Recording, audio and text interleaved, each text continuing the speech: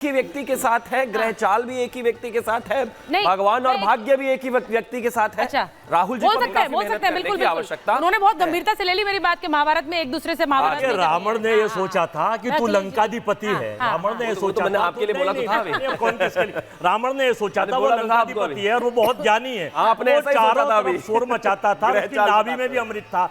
तो 2014 से ये सोचा गया कि नाभि में अमृत है। कोई अमृत नहीं है। 14 के बाद भारत की खोज जो हुई है, भारत की खोज 2014 के बाद हुई है। बात मैं नहीं कह रहा, ये एक लोकसभा की सदस्य कंगना रनौत कहती हैं। हाँ। ये इनका अपना विचार है। एक अच्छे प्रवक्ता की पहचान ये है कि अपनी भाजपा की रीति नीति जोर से बोलो, वो अच्छी तरह रख रहे हैं, झूठ बोलो। ठीक है, चलिए तारीफ देखिए सारे मेहमान इंतजार कर रहे हैं। इस तरह से परोस रहे हैं। अब मैं धर्मेंद्र जी के पास, लेकिन जो फैक्ट्स है वो 145 करोड़ लोग जानते हैं। ठीक है, और इस दीपावली के मौके पर उनको सबको पता है कि इस देश में पिछले 10 साल में क्या हुआ और क्या नहीं हुआ। ठीक, अब धर्मेंद्र जी के पास जा रहा हूं। अजय जी, धर्मेंद्र जी, उन्होंने कहा कि 10 साल से आप अखिलेश जी कहते हैं काम हमने यूपी में बहुत किया, लेकिन क्रेडिट सारा योगी जी ले लेते हैं। वो ये कहते हैं ना, कई बार कहते हैं। तो आप मुझे ये बताइए 27 का सत्ताधीश, क्योंकि मैं उनके बारे में भी पूछने वाली हूँ कि क्या उनके कुंडली में पीएम योग है, क्योंकि बहुत से लोग ये मानते हैं कि वो एक काबिल नेता है और भावी प्रधानमंत्री हो सकते हैं।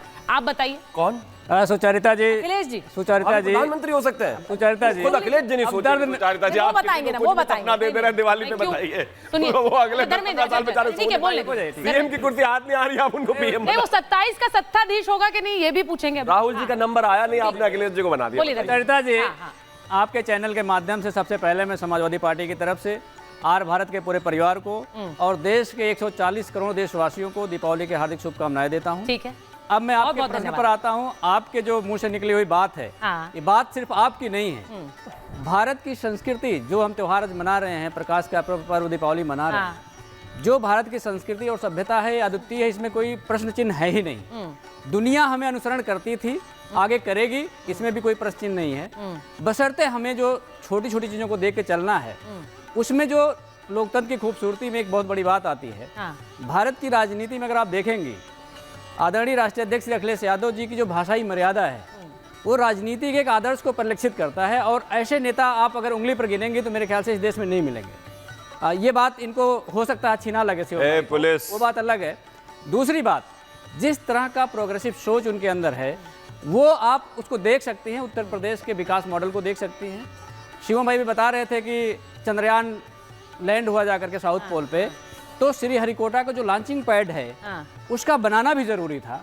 एक बेहतर फाउंडेशन पर ही अच्छी इमारत आप बना सकते हैं। ये बात अलग है कि भारतीय जनता पार्टी उस फाउंडेशन को क्रेडिट नहीं देती है, ये इनकी अपनी राजनीति का हिस्सा हो सकता है। हम लेकिन समाजवादी पार्टी का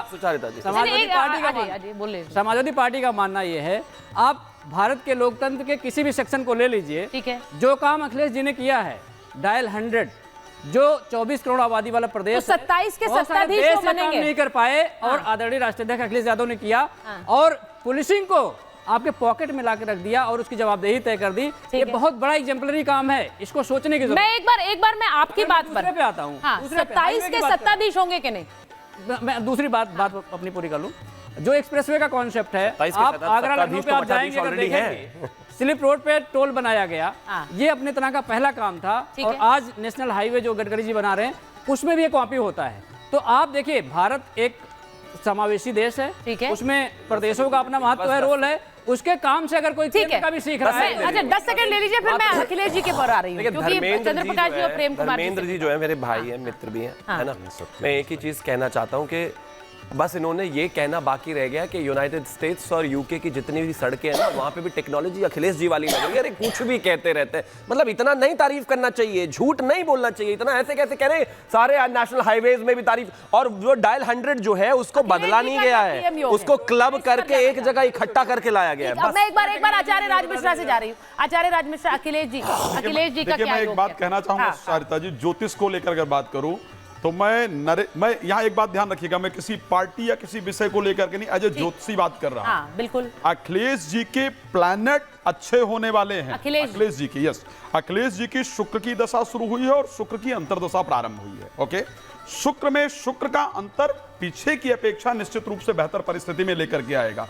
लेकिन जब मैं एज ए पीएम बात करता हूं, इस बात को ध्यान रखिएगा, तो मैं ना तो अखिलेश जी को ना ही राहुल गांधी जी को मैं उसका क्लेरिफिकेशन दूंगा।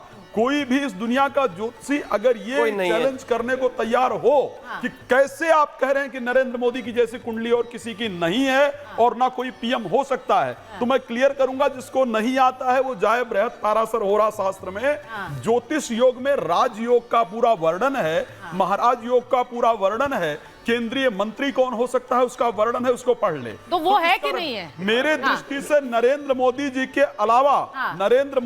अलावा भारत के प्राइम मिनिस्टर की अगर पोजीशन पर बात करो, टाइम और समय है मोदी जी का, प्रसंग के हिसाब से बता रहे हैं। किस चीज का?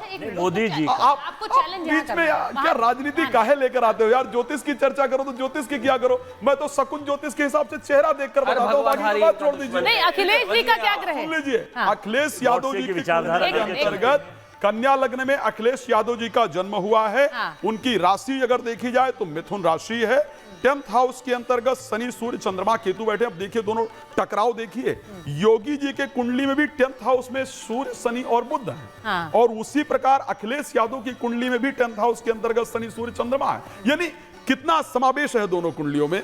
लेकिन अगर मैं एज ए प्राइम मिनिस्टर बात करूं, चीफ मिनिस्टर पर हम आएंगे, लेकिन एज ए प्राइम मिनिस्टर बात करूं तो मोदी जी की कुंडली के अंतर्गत 5 राजयोग हैं, और 5 राजयोग जिसके अंदर होते हैं उसको सत्ता से उतारना किसी के बस यानी की कि बात 3 बार और नहीं होती है। प्रधानमंत्री बनेंगे। मैं ये चैलेंज करके कह सकता हूं, मैं यहां बैठकर चैलेंज करके कह सकता हूं कि यदि नरेंद्र मोदी जी दोबारा प्राइम मिनिस्टर के लिए अपने आप को लेकर के जाना चाहेंगे तो किसी की पार्टी की ताकत नहीं है जो नरेंद्र मोदी को हटाते। एक बात और चैलेंज कर रहा हूं। ठीक है। अब मैं एक बार मैं पत्रकारों का आकलन ले रही हूँ। एक बार चंद्र प्रकाश जी और प्रेम कुमार जी के पास जा रही हूँ। मुझे जरा ये बताइए, तो ज्योतिष गणित है, लेकिन इस वक्त जो स्थिति है चंद्र प्रकाश जी, उसमें चेहरे वो कौन से हैं जिनकी रोशनी के आगे बाकी सब फीके हो रहे हैं? देखिए, अपने आप में ये बड़े नेता हैं जिन सबकी हम बात कर रहे हैं, लेकिन क्या वाकई नरेंद्र मोदी के आगे इस वक्त कोई नहीं टिकता है, या फिर अखिलेश यादव वो दम रखते हैं कि वो सत्ता के शीर्ष तक पहुंच जाएं? देखिए, कुछ चीज़ें राइटिंग ऑन द वॉल है, बहुत स्पष्ट दिखाई देती है। हमें उसके लिए लड़ने और बहस करने या फिर यहाँ तक कि कुंडलियाँ देखने की भी आवश्यकता नहीं है। हम बहुत स्पष्ट रूप से देख सकते हैं इस समय देश की जनता का नेता कौन है और देश का भविष्य का नेता कौन है, वो भी दिखाई देता है। हाँ ठीक है, एक अच्छे विपक्ष की ज़रूरत है, अच्छा विपक्ष होना चाहिए, अच्छे विपक्ष तैयार हो रहे हैं, उनके भी ग्रह गोचर ठीक हों, अच्छी बात है। लेकिन कुछ चीज़ें ये है कि हमें एक समझना होगा कि ये देश की कुंडली इस समय ऐसी है, हमारा राष्ट्र जिस तरीके से विकास कर रहा है, दिवाली त्योहार है अंधेरे के जाने और प्रकाश के आने का, वो अंधेरा छट रहा है जो 70 स्वतंत्रता के बाद जो हमारा जिस उजाले का इंतजार था इस देश को, इस देश पे जो अंग्रेजों की विरासत जो थोपी गई थी गांधी परिवार के रूप में, और जिस तरीके से हिंदुओं को एक पीछे पूरे एक धर्म को इन्होंने पीछे किया, एक दबाया, पददलित किया, धर्म की सारी सांस्कृतिक चिन्हों को मिटाया, वो काल अब जा रहा है, उसका उत्थान कल हमने अभी अयोध्या में देखा। तो आप ये कह रहे हैं कि जो गांधी युग, मतलब जब गांधी इस सत्ता के शीर्ष पर थे, वो वाला युग अब बीत चुका है, वो वापस नहीं आने वाला क्या? संभावना नहीं, जनता संभावना नहीं है। प्रेम कुमार जी, उसके लिए ग्रहों को कुछ नहीं करना है। देखिए, ये मैं राहुल गांधी की कुंडली पे आती हूँ, लेकिन वो कह रहे हैं कि अब जरूरत ही नहीं है, अब सत्ता के शीर्ष पर एक और गांधी नहीं आएगा, वो ये कह रहे हैं। आपका आंकलन क्या है? नहीं, सबसे पहले मैं जो आप कह रहे हैं ना सियासत का सितारा, तो सितारा जो है ना उसकी रोशनी खुद की नहीं किसी और जगह से रोशनी आती है, और वो है लोकतंत्र में जनता। ठीक है, जनता जो है वही रोशनी देती है, वही सितारा बनाती है किसी को। और उसके बाद हम देखें तो लोकतंत्र में सिर्फ प्रधानमंत्री नहीं, भाई राष्ट्रपति या पूरे मुख्यमंत्री जो देश भर में है वो सब में राजयोग है, तब वो मुख्यमंत्री है, तब वो प्रधानमंत्री है, तब वो राष्ट्रपति है, इवन सेना प्रमुख, इवन जुडिशियरी के प्रमुख, ये सब जो हैं वो सब राजयोग वाले पद हैं। लेकिन हमारी डिफरेंसेस होते हैं, राजयोग में डिफरेंसेस होते हैं, ये बात ध्यान रखिएगा। नहीं, वो कोई ज्योतिष थोड़ी है आचार्य जी, वो तो अपने आंकलन की बात कर रहे हैं बतौर पत्रकार। यहाँ भी खड़े हैं प्रेम कुमार जी, तो आपके कुंडली के अंतर्गत राजयोग है, आपकी जगह खड़े होने के लिए लोग तरसते हैं, लेकिन कितने राजयोग हैं? अब ये देखिए, ये देखिए, अब इसका मतलब तो ये है कि राजयोग भी किस तरह से इंटरप्रेट किया जा रहा है, किस तरह से इंटरप्रेट किया जा रहा है, कितने प्रकार के होते हैं। जिस कुंडली में एक राजयोग माना विद्यमान है, लिखा गया है अड़चन और अधिपति राजा मंत्री मंत्राधिपो भवेत् उभय अन्यन संदिष्टो जात सचेदी राज्य भाग। यदि पंचमेश का और नौमेश का आपस में संयोग बनता है तो व्यक्ति मुख्यमंत्री